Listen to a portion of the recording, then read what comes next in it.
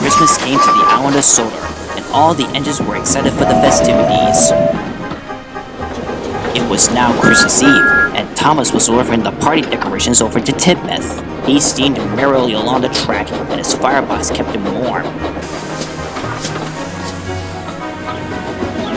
Thomas arrived at Tidmouth right on time. As he was being uncoupled, he heard two familiar whistles in the distance.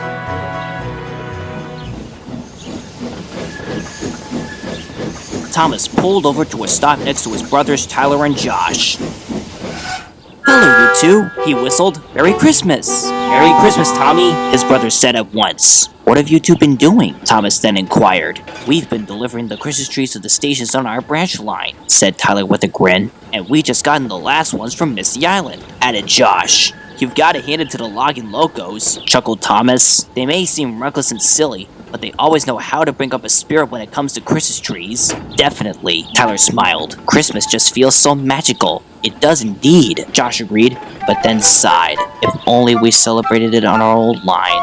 Thomas was surprised. "You never had Christmas on your old line?" he asked. "Unfortunately, no," Tyler said. "Back on the mainland, our heritage line never even celebrated Christmas. And I guess that must have gotten into my smoke box," Josh admitted. "Why don't you tell me how you gotten used to it in the end?" suggested Thomas. Tyler looked over at Josh. "Would you, Josh?" "Of course I can, Tyler," Josh grinned, and this was the story. The crews came to the shed one December morning. "We are getting ready for your first Christmas here," they said kindly. "There's to be a fete on the Scarloy Railway and a party at Napper Station on Christmas Eve." Tyler and Chloe were excited, but Josh just couldn't understand. "Why would you celebrate something so pointless?" Chloe and Tyler thought carefully. "It's the time to get presents and have fun," Tyler replied. "And to spend time with others," Chloe added. The red tank engine just sniffed. Josh's job that day was to deliver coal to the stations along the branch line.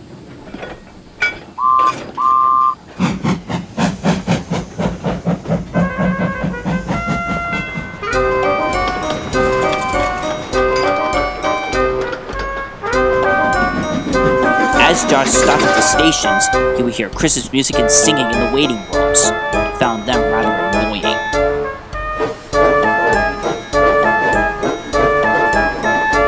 Though he didn't want to say it out loud when passing the others.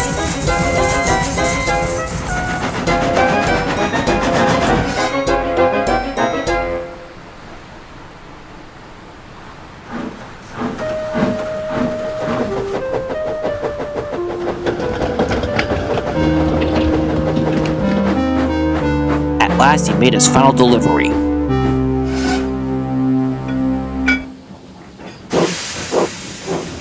Josh began to brood over the season. "I can't believe I'm witnessing something ridiculous," he grumbled to himself. "You take a few days off, and then you pop yourself right back to work? Christmas is just a load of rubbish, a waste of time, and nothing more in my opinion." "Your opinion is wrong," said a voice. Then, rolling to a stop in front of Josh, was a purple and gold engine.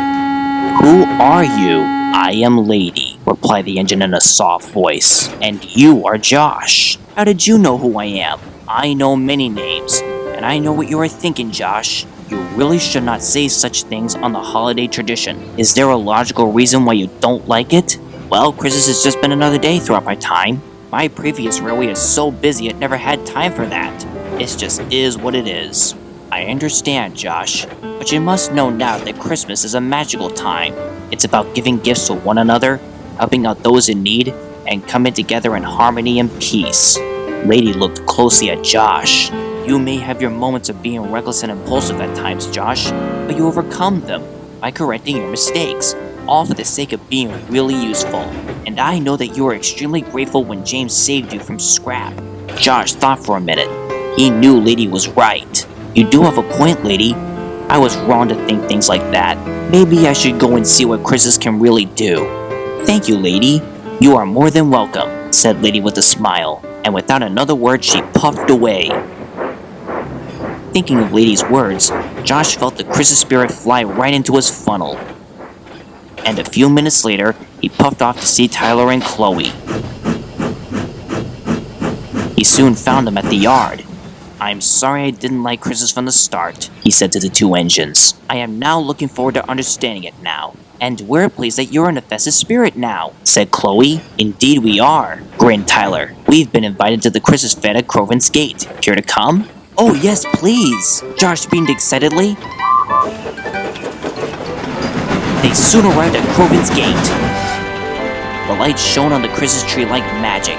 That tree looks beautiful, commented Chloe. It sure is, chorused the little engines, though secretly Duncan wasn't enjoying it. You see, Josh, said Tyler, Christmas is magical and can lift up everyone's spirits. Josh heartily agreed.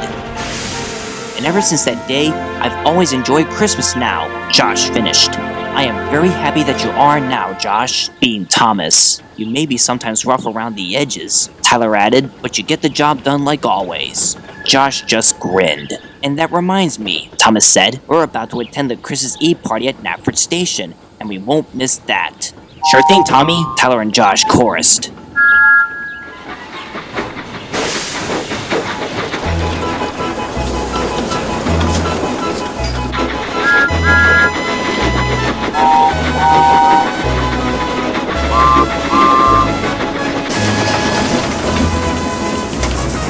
The three brothers arrived at Knapford. The other engines greeted them warmly. What do you think of that? Thomas beamed. There, under the Christmas tree, were lots of presents for the children. This is the best thing I've ever seen, said Tyler in amazement. Absolutely, agreed Josh. All the engines whistled and cheered, including Josh, who said, Merry Christmas to all.